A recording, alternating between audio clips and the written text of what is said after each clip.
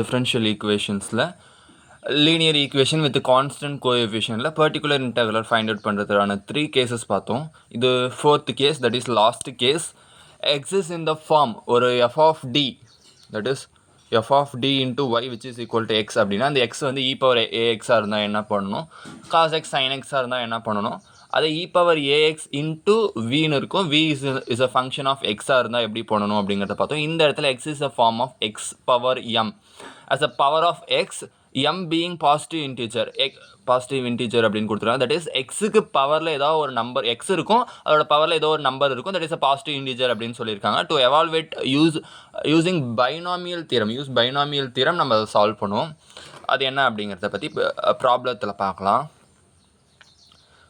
Okay, first question பாருங்கள். Solve D cube, ஓகேவா, D cube D square minus d plus 1 into y which is equal to 1 plus a square அப்படின்னு கொடுத்துருக்காங்க. Okay, இதை first auxiliary equation find out பண்ணணும். Auxiliary ஈக்குவேஷனில் டிக்கு பதிலாக m substitute பண்ணணும். That is m cube minus m square minus m plus 1 which is equal to 0 அப்படின்னு வரும். ஸோ நான் ஆல்ரெடி சொல்லியிருக்கேன், பவரில் கியூப் இருந்தாவே நம்ம அதை எப்படி சால்வ் பண்ணுவோம் அப்படின்னா by using synthetic division. That is coefficient எழுதணும். 1 -1 அண்ட் +1 இருக்குது. ஸோ இதுக்கு வந்து நம்ம ஒவ்வொரு நம்பராக போட்டு பார்ப்போம். ஃபஸ்ட்டு 1 போட்டோம் அப்படின்னா இங்கே 0 ஃபஸ்ட்டு போடணும். 0 போட்டு ஆட் பண்ணால் 1 வரும். அப்புறம் 1 மல்டிப்ளை பண்ணால் 1 வரும். ஸோ -1 +1 வந்து 0 ஆயிரும். 0 × 1 வந்து 0 ஆயிரும் அகைன். ஸோ -1 + 0 வந்து -1 ஆயிரும். -1 × +1 வந்து -1 ஆயிரும். ஸோ +1 -1 கேன்சல் ஆகிட்டு 0 ஆயிரும். அப்போ ரிமைண்டர் வந்து 0. ஓகே, ரிமைண்டர் 0 வந்துருச்சு அப்படின்னாவே 1ங்கிறது ஒரு ரூட் அப்படின்ற மாதிரி மீனிங். அதுக்கப்புறமா நம்ம ஒரு குவாட்ராட்டிக் ஈக்குவேஷன் கியூப்லேருந்து ஒன்று சால்வ் ஆயிரும். 1 தான் ஒரு ரூட்னு கண்டுபிடிச்சாச்சு. இப்போ இதை வச்சு ஒரு ஈக்குவேஷன் ஃபார்ம் பண்ணால் x ஸ்கொயர் 0xன்னு வரும். ஸோ 0xை விட்டுறலாம். அடுத்து -1 which is equal to 0ன்னு வரும். ஸோ இதை சால்வ் பண்ணுறதுக்கு -1 இந்த சைடு போயிடுச்சுன்னா +1 ஆயிரும், ரைட் சைடு போயிடுச்சுன்னா. அதுக்கப்புறம் ஸ்கொயர் இந்த சைடு போயிடுச்சு, ரைட் சைடு போயிடுச்சுன்னா ஸ்கொயர் ரூட் ஆகும். That is plus or minus square root of 1 வரும். ஸ்கொயர் ரூட் ஆஃப் 1ஓட வேல்யூ 1 தான். அப்போ x is equal to plus or minus 1ன்னு வரும். அப்போ x is equal to நம்மளுக்கு என்னென்ன கிடச்சிருக்கு அப்படின்னா x is equal to 1 கிடச்சிருக்கு, மறுபடியும் ஒரு இன்னொரு 1, அப்புறம் -1. ஓகேவா? ஸோ ஃபஸ்ட்டு -1க்கு போட்டுடலாம், ஏன்னா இதுதான் டிஸ்டிங்க்ட் ரூட் அப்படிங்கனால. Complementary function which is equal to a into e power minus x, that is mxன்னு வரும். mக்கு பதிலாக -1ன்னு போடணும் இன்டூ எக்ஸ் ப்ளஸ் 1 ரெண்டு ரூட் கிடச்சிருக்கனால நம்ம செகண்ட் ரூல் ஃபாலோ பண்ணுவோம். Second rule is nothing but e power m1x into a plus bx அப்படின்னு போடுவோம் இல்லையா. So எத்தனை ரூட் காமனாக வருதோ அத்தனை ரூட் போடுவோம். இந்த இடத்துல 2ன்றனால இந்த இடத்துல ஆல்ரெடி ஏ யூஸ் பண்ணியிருக்கனால b plus cx அப்படின்னு போடணும். e power x into b plus cx அப்படின்னு போடணும். ஓகேவா? பர்டிகுலர் இன்டெக்ரல் ஃபைண்ட் அவுட் பண்ணலாம். So particular integral find out பண்ணும்போது 1/d³ minus d square minus d plus 1 into 1 plus x square அப்படின்னு வரும். இது ஆல்ரெடி நம்ம பார்த்தோம். இது எப்படி சால்வ் பண்ணலாம்? இப்போ x is equal to 1, 1, -1 தானே ரூட்டு. ஸோ இதை வந்து எப்படி எழுதலாம் அப்படின்னா அதுதானே அதோட ரூட்டு. ஸோ அதனால் நான் எழுதுவேன். அப்போ அதுக்கு மீனிங் என்னென்னா d is equal to 1, 1, -1 இது எல்லாமே ரூட்னு அர்த்தம். இப்போ இது தனித்தனியாக போட்டோம்னா d - 1 is equal to 0 ஒரு ரூட்டாக இருக்கும். d - 1 is equal to 0 ஒரு ரூட்டாக இருக்கும். அப்புறம் d plus 1 is equal to ஒரு ரூட்டாக இருக்கும். மைனஸ் எல்லாம் இந்த சைடு போச்சுன்னா ப்ளஸ் ஆயிரும். ஸோ ப்ளஸ் வந்து மைனஸ் ஆயிரும். ஓகேவா? ஸோ இதெல்லாம் ரூட்டாக இருக்கும். அப்போ இது எப்படி எழுதுவாங்க அப்படின்னா d - 1 into d - 1 into d plus 1 is equal to 0ன்னு எழுதுவான். So இதை வந்து ரெண்டுமே காமனாக இருக்கனால d - 1 whole square into d plus 1 is equal to 0 அப்படின்னு எழுதுவாங்க. ஓகேவா? ஸோ இதை மல்டிபிள் பண்ணால் தான் இந்த மாதிரி ஒரு ஈக்குவேஷன் வரும். அப்போ இந்த ஈக்குவேஷனை வந்து நம்ம இந்த மாதிரி எழுதலாம். That is d - 1 into d - 1 whole square into d plus 1 அப்படின்னு சொல்லிட்டு ஃபேக்டரைஸ் பண்ணால் வரும் இல்லையா ரூட்டு, அதை வச்சு இதை எழுதுவாங்க. ஓகேவா? உங்களுக்கு புரியுதில்ல? இந்த இடத்துல 1 இருக்குது அப்படின்னா லெஃப்ட் ஹேண்ட் சைடு வரப்போ d - 1ன்னு வரும். அப்போ d - 1 வந்து 2 டைம்ஸ் இருக்குனால d - 1 ஹோல் ஸ்கொயர். இது -1 இந்த சைஸ் வந்து +1, அது 1 மட்டும் தான் இருக்குனால d plus 1 போட்டிருக்கோம் into 1 plus x square. So இதை வந்து நம்ம இந்த d plus இந்த நம்ம பைனாமியல் தியரம் யூஸ் பண்ணுறக்குள்ள வந்து நம்ம ஒரு ஃபார்மேட் பார்க்கணும். 1 + அந்த ஃபார்மேட்டில் இருக்கும். 1 + x ஹோல் பவர் சம்திங் இருக்கணும். ஓகேவா? ஸோ அதனால் வந்து இது 1 +ல மாற்றணும். ஸோ அதனால் நான் இப்படி மாற்றி எழுதியிருக்கேன். 1 + d இன்ட்டு, ஓகேவா, 1 + d இன்ட்டு இதை நான் வந்து 1 முன்னாடி போடணும் அப்படின்னா நம்ம வந்து 1 இங்கே முன்னாடி போட்டோன்னா எனக்கு மைனஸால் காமனாக வெளியே எடுக்கணும். இங்கே மைனஸ் காமனாக வெளியே எடுத்தோன்னா -1 - d அப்படின்னு வரும். அந்த மைனஸ் வந்து ப்ளஸ் ஆயிரும், ஏன்னா ஸ்கொயர் ரூட்குள்ளே தானே இருக்குது. ஸோ இது எப்படி எழுதியிருக்கேன் அப்படின்னா இந்த மைனஸ் வெளியே எடுத்துட்டா 1 மைனஸ் டி அப்படின்னு வரும் இன்ட்டு ஹோல் ஸ்கொயர் அப்படின்னு வந்திருக்கும் ஓகேவா. ஸோ இது வந்து இப்படி எழுதலாம். மறுபடியும் மல்டிபிள் பண்ணி பாருங்கள், -1 + d அதே தான் வருது. அப்போ இது எப்படி எழுதலாம்? ஸோ இப்படி எழுதுகிறப்போ இந்த இடத்துல -1 ஹோல் ஸ்கொயர் தனியாக வரும், 1 மைனஸ் டி ஹோல் ஸ்கொயர் தனியாக வரும். இந்த -1 வந்து ஸ்கொயர் பண்ணோம்னா 1 ஆயிரும். அப்போ 1 மைனஸ் டி ஹோல் ஸ்கொயர்னு வந்துடும். அதனால் அங்கே எழுதியிருக்கேன் ஓகேவா. ஓகே, இந்த மாதிரி எழுதியாச்சு. இப்போ நம்ம பைனாமியல் தியரம் யூஸ் பண்ணலாம். ஓகே, பைனாமியல் தியரம் யூஸ் பண்ணுறதுக்கு முதல்ல அப்பில் கொண்டு போகணும். 1/1 + d square D whole power 1 இருந்துச்சு, மேலே கொண்டு போனால் -1 ஆயிரும். அதே மாதிரி 1/1 மைனஸ் டி ஹோல் பவர் 2 இருந்துச்சு, மேலே கொண்டு போனால் 1 minus D whole power -2 into 1 + x square அப்படின்னு வரும். ஸோ இது ரெண்டுமே எக்ஸ்பேண்ட் பண்ணோம் அப்படின்னா, இது எப்படி எக்ஸ்பேண்ட் பண்ணுறது அப்படின்னா, நீங்கள் ஒரு ஃபார்மேட் தெரிஞ்சுக்கணும். என்ன அப்படின்னா, அதுக்கு ஒரு ஃபார்முலா இருக்குது. 1 + x ஹோல் பவர் n அப்படின்னா 1 + nx plus n into n minus 1 divided by 2 factorial into x square plus n into n minus 1 n minus 2 by 3 factorial into x cube இப்படின்னு சொல்லிட்டு ஒரு ஃபார்முலா போயிட்டுருக்கோம். ஸோ இது இப்படி ஞாபகம் வச்சுக்கலாம். இல்லை அப்படின்னா நீங்கள் சிம்பிளாக ஞாபகம் வச்சுக்கலாம். என்னென்னா 1 + dஆ இருந்துச்சுன்னா ஓகே, இந்த மாதிரி நீங்கள் ஞாபகம் வச்சுக்கோங்க. ஏன்னா அதுதான் கரெக்டாக இருக்கும். ஸோ இதுதான் இந்த ஃபார்முலா யூஸ் பண்ணோம் அப்படின்னா, ஃபஸ்ட்டு வந்து நம்ம எது வரைக்கும் கண்டுபிடிக்கணும்னு ஃபஸ்ட்டு பார்க்கணும். நம்மளுக்கு 1 + x ஸ்கொயர் தான் இருக்குது. இந்த டீனா என்ன அர்த்தம்? இதை டிஃப்ரென்ஷியேட் பண்ண போகிறோம். அப்போ நம்ம ஹையர் பவர் வரைக்கும் நம்ம இது போட்டுகிட்டே போனால் போயிட்டே இருக்கும். ஸோ இது இதோட ஸ்டாப் ஆகாது, அப் டு எக்ஸெட்ரா போயிட்டே இருக்கும். அதான் நம்மளால் ஃபுல்லாக போட முடியாது இல்லையா. அப்போ இந்த 1 + x ஸ்கொயர் டிஃப்ரென்ஷியேட் பண்ணி பார்க்கணும். ஃபார் எக்ஸாம்பிள் இது நான் ஒய்ன்னு எடுத்துக்கிட்டேன்னா, ஃபஸ்ட் டைம் டிஃப்ரென்ஷியேட் பண்ணுறப்போ 2 வரும், செகண்ட் டைம் டிஃப்ரென்ஷியேட் பண்ணுறப்போ 2 வரும், தேர்ட் டைம் டிஃப்ரென்ஷியேட் பண்ணுறப்போ 0 ஆயிரும். அப்போ நம்ம D3ல அந்த இடத்துல கண்டுபிடிக்கவே தேவையில்லை. ஏன்னா D3, D4, D5 இதுக்கு மேலே எல்லாம் 0 தான் வரப்போகுது. அப்போ நான் D2 வரைக்கும் கண்டுபிடிச்சா போதும் அப்படிங்கிறதுக்கு மீனிங் இது. ஸோ 1 + d ஹோல் பவர் -1 வந்து எப்படி பண்ணலாம்னா, ஃபஸ்ட்டு 1 + nx இல்லை 1 நான் போட்டுட்டேன். அடுத்து nx, n-க்கு பதிலாக -1 போடணும். ஏன்னா பவரில் -1 இருக்குன்னா -1 இன்ட்டு எக்ஸோட வேல்யூ வந்து d. ஸோ -d ப்ளஸ் அடுத்தது n into n - 1 divide by 2 factorial into x square அப்படின்னு வரும். ஸோ இந்த இடத்துல வந்து n இன்ட்டு n - 1னா -1 into -1 divided by 2 into 2 factorial value 2 தான், எக்ஸுக்கு பதிலாக d ஸ்கொயர் அப்படின்னு வரும். இதை நீங்கள் சால்வ் பண்ணி பாருங்களேன். -2 into -1 into d square divided by 2ன்னு வரும். 2 கேன்சல் பண்ணிட்டால் ப்ளஸ் ஆயிரும். அப்போ d ஸ்கொயர் மட்டும் வரும். ஸோ அதுதான் இங்கே எழுதியிருக்கு ஓகேவா. ஸோ இந்த மாதிரி பவரில் மைனஸ் இருக்கிறப்போ நீங்கள் பெருசாக சால்வ் பண்ணிகிட்டு இருக்குன்ற அவசியம் கிடையாது. ஸோ இங்கே பவரில் மைனஸ் இருந்து இங்கே ப்ளஸ் இருந்துச்சு, அப்படியே ஆப்போசிட்டில் இருந்துச்சுன்னா நீங்கள் ஸ்ட்ரெயிட்டாக 1 - d வரும், அடுத்து +d ஸ்கொயர், அடுத்து -d³ + d power 4 -d power 5 அந்த மாதிரி சொல்லிட்டு இந்த மாதிரி கீழே ப்ளஸ் இருந்து மேலே மைனஸ், இல்லை கீழே மைனஸ் இருந்து மேலே ப்ளஸ், இந்த மாதிரி ஆப்போசிட்டில் இருக்கப்போ மைனஸ் ஆல்டர்னேட்டிவாக வந்து போயிட்டே இருக்கும்.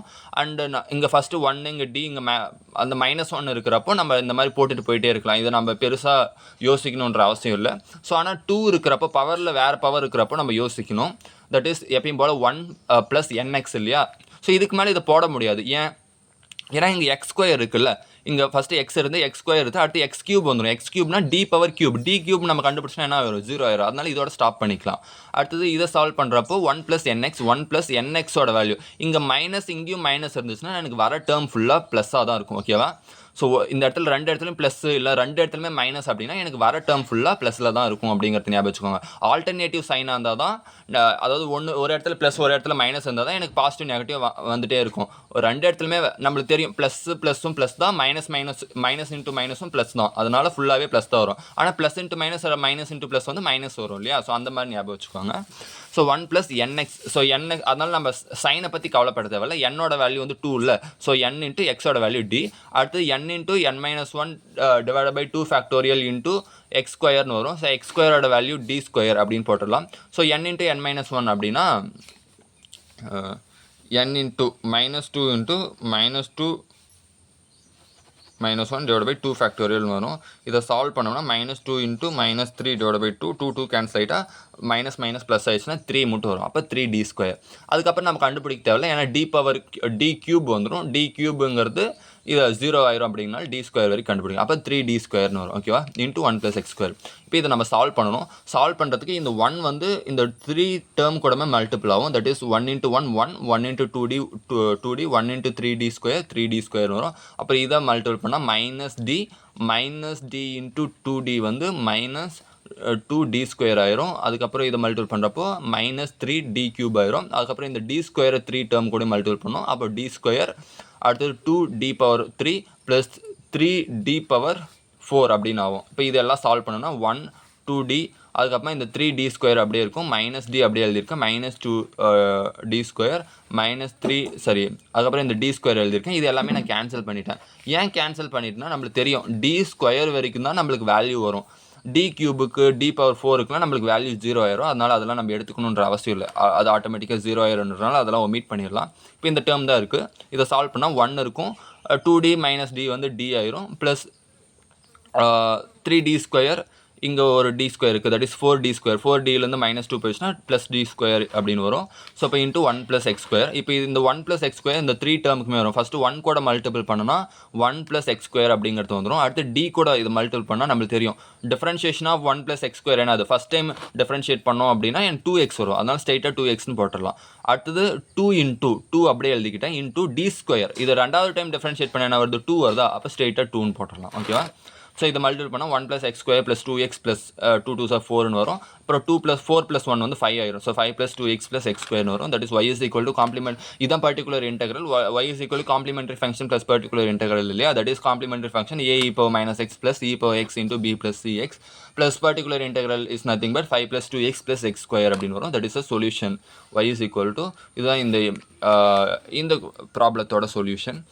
ஸோ அடுத்த ப்ராப்ளம் பாருங்கள். Solve d power 4 plus d cube plus d square into y which is equal to 5x square plus cos x அப்படின்னு கொடுத்துருக்காங்க. ஸோ ஆஸ் யூஷுவல் நம்ம லெஃப்ட் ஹேண்ட் சைட் சால்வ் பண்ணுறதுக்கு ஆக்சிலரி ஈக்குவேஷன் ஃபைண்ட் அவுட் பண்ணுவோம் இல்லையா. So auxiliary equation is nothing but m power 4 plus m cube plus m ஸ்கொயர்னு கொடுத்துருக்காங்க. இதில் எல்லா இடத்துலையும் m இருக்குது, கான்ஸ்டன்ட் இல்லை அப்படின்னால இங்கே m ஸ்கொயர் என்னால் காமன் அவுட் பண்ண முடியும். அப்போ m square into m square plus m + 1ன்னு எழுதலாம். ஏன்னா m ஸ்கொயர் வெளியே எடுத்துகிற m ஸ்கொயர் வரும், இங்கே m கியூப்லேருந்து m ஸ்கொயர் வெளியே எடுத்துகிற m வரும், இங்கே m ஸ்கொயர் தான் இருக்குது, அது வெளியே எடுத்துகிற 1 வந்துடும். இப்போ நம்ம தனித்தனியாக 0 போட்டுக்கலாம். First m square is equal to 0 போட்டேன் அப்படின்னா எனக்கு ஸ்கொயர் இந்த சைட் போகிறப்ப ஸ்கொயர் ரூட் ஆகும். That is m square is equal to 0ன்னு என்ன அர்த்தம், 2 ரூட் இருக்குன்னு அர்த்தம். அப்போ ஒரு ரூட் 0 அப்படின்னா இன்னொரு ரூட் 0வாக இருந்தாலும் இருக்கும், அதனால் 2 ரூட், அதனால தான் நான் ட்வைஸ்ன்னு எழுதியிருக்கேன். அப்புறம் எனக்கு இன்னொரு 0 போட்டோன்னா m square plus m + 1 is equal to 0 அப்படின்னு ஒரு டேர்ம் வரும். ஸோ இதை சால்வ் பண்ணுறது குவாட்ராட்டிக் ஈக்குவேஷன் யூஸ் பண்ணுவோம். So -b plus or minus square root of b ஸ்கொயரோட வேல்யூ 1 -4ac ஏசியோட வேல்யூ 1 தான், அதனால் -4/2 × a வேல்யூ 1 -1 இதை சால்வ் பண்ணால் -3 அப்படின்னு வரும். ஸ்கொயர் ரூட்குள்ளே வரனால i போடுவோம், √3 வந்து அப்படியே போட்டுப்போம். ஸோ இதெல்லாம் பார்த்தோம்னா நம்மளுக்கு மொத்தம் எத்தனை ரூட் கிடைக்கும் அப்படின்னா m = 0 0ன்னு 2 ரூட் கிடைக்கும். -1 + √3i/2 -1 - √3i/2 அப்படின்னு சொல்லி எனக்கு 4 ரூட் கிடச்சிருக்கு. பவர் 4ன்றனால 4 ரூட் கிடச்சிருக்கு. ஓகேவா? ஸோ இதை எப்படி காம்ப்ளிமெண்டரி ஃபங்க்ஷன்ஸில் எழுதலான்னு பார்க்கலாம். Okay, complementary function is equal to எனக்கு 0 0ன்னு 2 ரூட் கிடச்சிச்சு இல்லையா, அப்போ நான் வந்து செகண்ட் கேஸ் யூஸ் பண்ணணும், காமன் அவுட். ஸோ காமனில் வந்து e⁻m1x into a plus 2 term தானே சேமாக வந்திருக்கு, அப்போ a + bx அப்படின்னு எழுதுவோம். இந்த இடத்துல m-ஓட வேல்யூவே 0, அதனால் எனிதிங் பவர் 0 வந்து 1 ஆயிரும். அதனால் அந்த 1 நம்ம எடுக்கணுன்ற அவசியம் இல்லை, அதனால் a + bx மட்டும் எழுதியிருக்கேன். ப்ளஸ் அடுத்து வந்து எனக்கு இந்த ரூட் வந்துச்சு இல்லையா, இமேஜினரி வர மாதிரி, தட் இஸ் காம்ப்ளெக்ஸ் ரூட்ஸ் வந்துருக்கனால e⁻mxன்னு வரும். ஸோ e⁻αxன்னு வரும். ஆல்ஃபாவோட வேல்யூ வந்து -1/2, அதனால் -1/2 × xன்னு எழுதியிருக்கேன். That is already ab use பண்ணனால constant c × cos of beta எக்ஸ்னு வரும். பீட்டாவோட வேல்யூ √3/2, அதனால் √3/2 × x ப்ளஸ் d × sin √3/2 × xன்னு வரும். இதுதான் காம்ப்ளிமெண்டரி ஃபங்க்ஷன். அடுத்து பர்டிகுலர் இன்டெக்ரல் ஃபைண்ட் அவுட் பண்ணலாம். So particular integral find out பண்ணுறதுக்கு முதல்ல 1 கொடுத்துருக்க வேல்யூ வந்து நான் இப்படி எழுதியிருக்கேன். ஓகேவா? என்ன வேல்யூ கொடுத்துருந்தாங்க, d power 4 plus d power 3 plus d ஸ்கொயர்னு கொடுத்துருந்தாங்களே, அதில் நான் d ஸ்கொயர் காமன் அவுட் பண்ணி எழுதியிருக்கேன். அப்போ தான் என்னால் சால்வ் பண்ண முடியும். அப்புறம் 1/d² அப்படியே வச்சுக்கலாம். ஸோ இது வந்து நான் ஆல்ரெடி சொல்லியிருக்கேன், 1 ஃபஸ்ட்டு வர மாதிரி எழுதணும், அப்போ தான் நம்மளால் பைனாமியல் தியரம் யூஸ் பண்ணுவோம். நான் ஆல்ரெடி உங்களுக்கு புரியுதில்ல ஏன் நம்ம வந்து பைனாமியல் தியரம் இந்த இடத்துல யூஸ் பண்ணுறோம். ஏன்னா எனக்கு எக்ஸ் வந்திருக்கு, போன கொஷனில் கூட 1 + x² மட்டும் இருந்துச்சு. அதே மாதிரி இந்த கொஷனில் 5x² இருக்குது, x பவர் சம்திங் வரனால நம்ம அந்த பைனாமியல் தியரம் யூஸ் பண்ணி சால்வ் பண்ணுறோம். ஸோ ஃபஸ்ட்டு 1 வர மாதிரி எழுதிக்கிட்டோம் அப்படின்னா 1 + d + d² எழுதலாம். அப்போ மேலே போயிடுச்சுன்னா பவர் 1/-1 ஆயிரும். ஸோ இப்போ இதுக்கு வந்து நம்ம ஆஸ் யூஷுவல் ஃபார்முலா யூஸ் பண்ணுவோம். ஸோ பவரில் -1 இருக்கிறப்ப நம்ம யோசிக்க வேணாம்னு நான் ஆல்ரெடி சொல்லியிருக்கேன். என்ன அப்படின்னா இதெல்லாம் ஒரு டேர்ம், இதெல்லாம் ஒரு டேர்ம். இங்கே வந்து ப்ளஸ் இருக்குது, இங்கே மைனஸ் இருக்குது. அப்போனா வந்து நம்மளுக்கு ஆல்டர்னேட்டிவாக நெகட்டிவ் சிம்பிள் வரும். ஸோ அதுக்கப்புறம் நம்மளுக்கு ஒவ்வொன்றுத்துக்கும் மாற்றி மாற்றி வரும்னு நான் சொல்லியிருக்கேன். அதனால் நம்ம அது யோசிக்க தேவையில்ல. ஃபஸ்ட்டு 1 அடுத்து மைனஸ் வருமா, மைனஸ் இந்த டி அப்படியே எழுதிருங்க. ப்ளஸ் அடுத்து ப்ளஸ் மைனஸ் வந்தால் ப்ளஸ் வரும். அடுத்து டி ஸ்கொயர் வரும். டி ஸ்கொயர்னா D plus D square whole ஸ்கொயர்னு வரும். ஸோ இது 1, இது எல்லாம் சேர்த்து டி. அடுத்து இங்கே ப்ளஸ் வந்தனால இங்கே மைனஸ் வரும். அடுத்து இங்கே ஸ்கொயர் வந்தனால இங்கே அடுத்து கியூப் போடணும். அடுத்து ப்ளஸ் அப்படியே ஆப்போசிட் வரும். D plus D square into 4. அதுக்கு முன்னாடி இதை சால்வ் பண்ணி பார்க்கணும் இல்லையா. y is equal to 5x ஸ்கொயர்னா y டேஷ் வந்து 10x ஆகும், y டபுள் டேஷ் வந்து 10 ஆகும், y ட்ரிபிள் டேஷ் வந்து 0 ஆயிரும். அப்போ நான் தேர்ட் டைம் டிஃப்ரென்ஷியேட் பண்ணுறப்ப எனக்கு 0 ஆயிரும். அப்போ நீங்கள் கேட்கலாம், அதான் தேர்ட் டைம் டிஃப்ரென்ஷியேட் பண்ணுறப்ப 0 ஆகுதுல்ல, அப்போ நீ வந்து செகண்ட் டேர்மோட ஸ்டாப் பண்ணிக்கலாம்ல. தேர்ட் டேர்ம் இந்த இடத்துல ஏன் கண்டுபிடிச்சிருக்க, ஃபோர்த் டேர்ம் வரைக்கும் கண்டுபிடிச்சிருக்குல்ல அப்படின்னா அதுக்கு ஒரு ரீசன் இருக்குது. என்னன்னா இந்த இடத்துல d பவர் 4 இருக்கு இல்லையா. ஸோ இதை நம்ம பவர் ஆட் பண்ணோன்னு என்ன வரும், இந்த இடத்துல d ஸ்கொயர் இருக்கு, இங்கே d இருக்குனால இது பவர் பண்ணுறப்போ நான் ஃபஸ்ட்டு d பவர் 4ன்னு வேல்யூ கிடைக்கும். கண்டிப்பாக d பவர் 4 இது ஃபோர்த் டைம் டிஃப்ரென்ஷியேட் பண்ணுறப்ப 0 தான் ஆகும். ஆனால் இங்கே ஒரு d ஸ்கொயர் இருக்குது பாருங்கள். ஸோ இந்த d ஸ்கொயரால் நான் டிவைட் பண்ணனா எனக்கு d ஸ்கொயர் கேன்சல் ஆகிட்டு எனக்கு d ஸ்கொயர் தான் வரும். அப்போ d ஸ்கொயருக்கு இங்கே வேல்யூ இருக்கா இல்லையா, இருக்குது. எஸ், அதனால தான் நான் இந்த இடத்துல இப்படி கண்டுபிடிக்கிறேன். அதே d பவர் 5 நம்ம கண்டுபிடிக்க தேவையில்லை. ஏன்னா d ஸ்கொயரால் டிவைட் பண்ணால் எனக்கு d கியூப் வரும். d கியூபுக்கு தான் எனக்கு ஆட்டோமேட்டிக்காக 0 ஆயிடுச்சு இல்லை. அப்போ நம்ம அது வரைக்கும் கண்டுபிடிக்க தேவையில்லை. அப்போ எனக்கு d பவர் 4 வர வரைக்கும் எனக்கு தேவை. அதனால தான் இங்கே d இருக்குது, இங்கே பவரில் 4 இருக்குனால இது கண்டிப்பாக நம்ம எக்ஸ்பேண்ட் பண்ணுறப்போ நம்மளுக்கு d அப்படிங்கிறது வரும். ஸோ d பவர் 4ங்கிறது வரும். அப்போ டிவைட் பண்ணால் d ஸ்கொயருங்கிறது வரும். அதனால தான் இது வரைக்கும் ஃபைண்ட் அவுட் பண்ணியிருக்கேன். தான் ஞாபகம் வச்சுக்கோங்க. ஸோ 1 ப்ளஸ் டி ஸ்கொயர் அப்படியே இருக்கும். இந்த 1 இதை மல்டிபிள் பண்ணால் மைனஸ் டி ஸ்கொயர் வரும். இதை வந்து a plus B whole square ஃபார்முலாவில் எக்ஸ்பேண்ட் பண்ணோம் அப்படின்னா a square that is D square plus B square D power 4 plus 2ab 2 into ஏவோட வேல்யூ டி, பியோட value D square that is multiple பண்ணால் D cube ஆகும். அடுத்து மைனஸ் இது a plus B whole கியூப்னா a cube plus B cube minus plus 3d AD square plus 3 a square b அப்படின்னு வரும். So எல்லாத்துலையும் மைனஸால் மல்டிபிள் பண்ணும். ஏன்னா மைனஸ் காமனாக இருக்கணும், மைனஸால் மல்டிபிள் பண்ண இந்த மாதிரி வரும். ஸோ இதெல்லாம் இந்த ஃபார்முலாலாம் உங்களுக்கு தெரியும்னு நினைக்கிறேன். அடுத்து d பவர் 4 இதுக்கு வந்து நான் ஃபுல்லாக அந்த ஃபார்முலா யூஸ் பண்ணி ஃபைண்ட் அவுட் பண்ணியிருக்கேன். ஆனால் அது நீங்கள் இந்த ஃபார்முலா எப்படி ஃபைண்ட் அவுட் பண்ணுன்னா பைனாமியல் தியரம் யூஸ் பண்ணி, that is a plus B whole power n is equal to NCR a power n minus R b power R general formula உங்களுக்கு தெரியும்னு நினைக்கிறேன். ஸோ அதை யூஸ் பண்ணி நான் எக்ஸ்பேண்ட் பண்ணியிருக்கேன். அப்படின்லாம் நம்ம பாஸ்கல்ஸ் ட்ரையாங்கிள்ஸ் யூஸ் பண்ணி கூட அந்த ஃபார்முலா ஃபைண்ட் அவுட் பண்ணி கண்டுபிடிக்கும். ஆனால் நம்ம அவசியம் கிடையாது.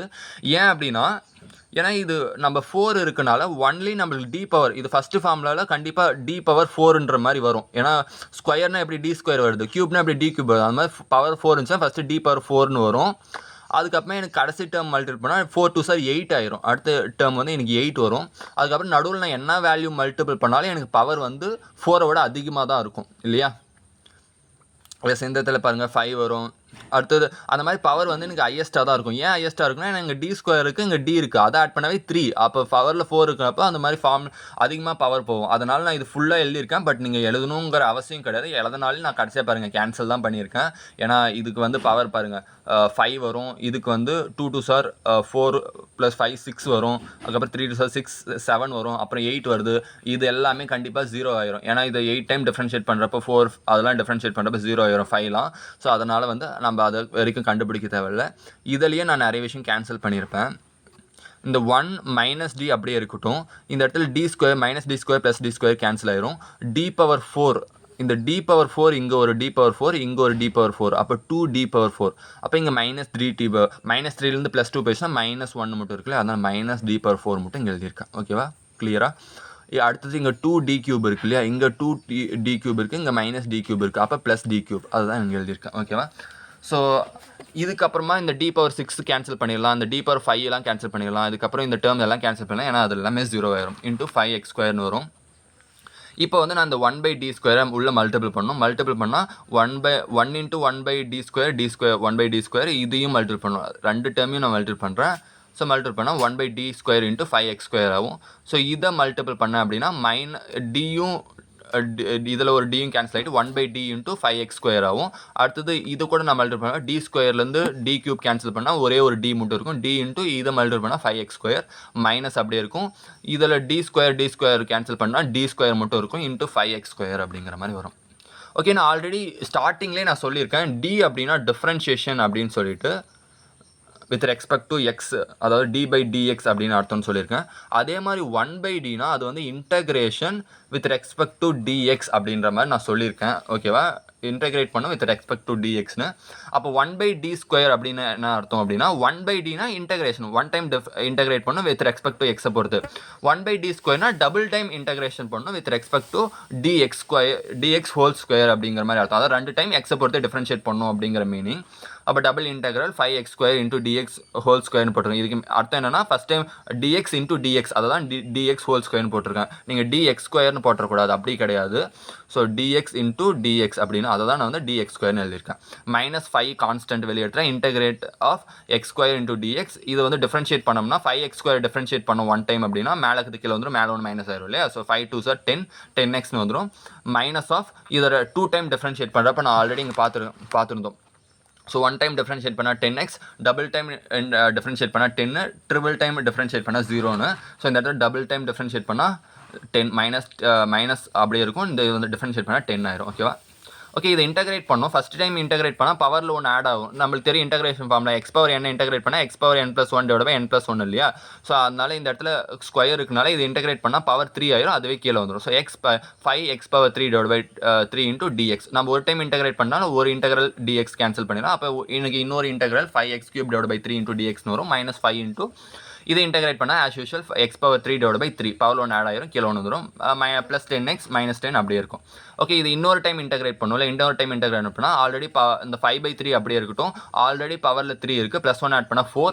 ஸோ x⁴4/4ன்னு வரும். ஸோ 4 3s என்ன ஆகும், 12 ஆயிரும். அதை தான் இங்கே எழுதியிருக்கேன். ஸோ இன்டெகிரேட் பண்ணோம்னா 5 இன்டூ x⁴4/4 3s அந்த 12 -5x³/3 +10x -10 அப்படின்னு வரும். ஸோ இது வந்து பர்டிகுலர் இன்டெகிரல் ஃபைண்ட் அவுட் பண்ணதுனா ஃபஸ்ட்டு வேல்யூ. ஓகேவா, நாங்கள் ஆல்ரெடி எழுதியிருக்கேன் PI1 சொல்லிட்டு. ஏன் அப்படின்னா கொஷினில் வந்து எனக்கு 5x² தான் நான் கண்டுபிடிச்சிருக்கேன். டினாமினேட்டருக்கு வந்தால் 5x² டிவைடில் போகும், cos x டிவைடில் போகும். நான் 5x² தான் இவ்வளோ நேரம் கண்டுபிடிச்சிருக்கேன், அதுதான் PI1. அடுத்து cos x இது போச்சுன்னா எப்படின்னு கண்டுபிடிக்கணும், அது வந்து PI2 ஆகும். ஓகே, PI2 கண்டுபிடிக்கிறது 1 அதே மாதிரி d² into d²+d+1 into cos xன்னு வரும். நான் ஆல்ரெடி சொல்லியிருக்கேன், காசுக்கு பக்கத்தில் இருந்தால் d² பதிலாக சப்ஸ்டியூட் பண்ணும். இந்த இடத்துல அப்போ d² பதிலாக இங்கே 1 இருக்குனால -1² சப்ஸ்டியூட் பண்ணும். அப்போ -1 இன்டூ -1 +d+1 இன்டூ cos xன்னு வரும். ஸோ இந்த மைனஸ் வந்து நான் மேலே எடுத்துகிட்டு போகிறேன். -1 இன்டூ இது -1 +1 கேன்சல் ஆகிட்டு d மட்டும் வரும் இன்டூ cos x.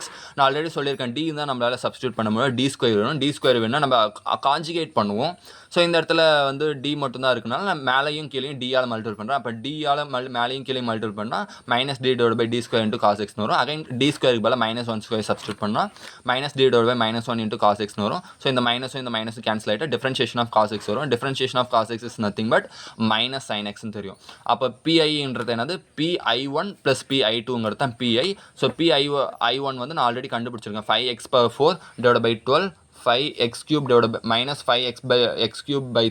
+10x -10 அப்படின்னு கண்டுபிடிச்சிருக்கேன். PI2 வேல்யூ -sin x அது எழுதியிருக்கேன். ஸோ இதுதான் வந்து particular integral. Once particular integral find out பண்ணதுக்கப்புறம் நம்ம சொல்யூஷன் எழுதணும். That is y is equal to complementary function plus particular integral. So y is equal to complementary function is nothing but a + bx நம்ம find out பண்ணது +e⁻ -x/2 into c cos √3/2 into x plus d sin √3/2 into x அப்படின்னு நம்ம கண்டுபிடிச்சிருக்கோம். அடுத்து plus particular integral is nothing but 5x⁴4/12 -5x³/3 அப்படின்னு வரும். +10x +10x -10 -sin x அப்படின்ற மாதிரி வரும். ஸோ இதுதான் வந்து இந்த ப்ராப்ளத்தோட சொல்யூஷன். ஸோ அவ்வளோதான். இந்த 4 கேஸ் தான் ஆக்சுவலாக இருக்குது. பர்டிகுலர் இன்டெக்ரல் ஃபைண்ட் அவுட் பண்ணுறதுக்கு 4 கேசஸ் இருக்குது. அந்த 4 கேசஸுமே நம்ம பார்த்துட்டோம். இதோட இந்த linear equation with constant coefficient complete ஆகுது. அடுத்ததாக வந்து நம்ம லீனியர் ஈக்குவேஷன் வித் வேரியபிள் கோஎஃபிஷியன்ஸை பற்றி பார்ப்போம். அதாவது இந்த இடத்துல d² d-ஆ இருக்கட்டும், d² ஆகட்டும், d-ஆ இருக்கட்டும், இதுக்கு முன்னாடி ஃபுல்லாக கான்ஸ்டன்ட்ஸ் இருந்துச்சு இல்லையா, 2 3 இந்த மாதிரி நம்பர்ஸ் இருந்துச்சு இல்லையா. அடுத்து வந்து d² முன்னாடி x அப்படிங்கிற மாதிரி வேரியபிள்ஸ் இருக்கும். அதை எப்படி சால்வ் பண்ணலாம் அப்படிங்கிறத பற்றி அடுத்த வர வீடியோஸில் பார்க்கலாம்.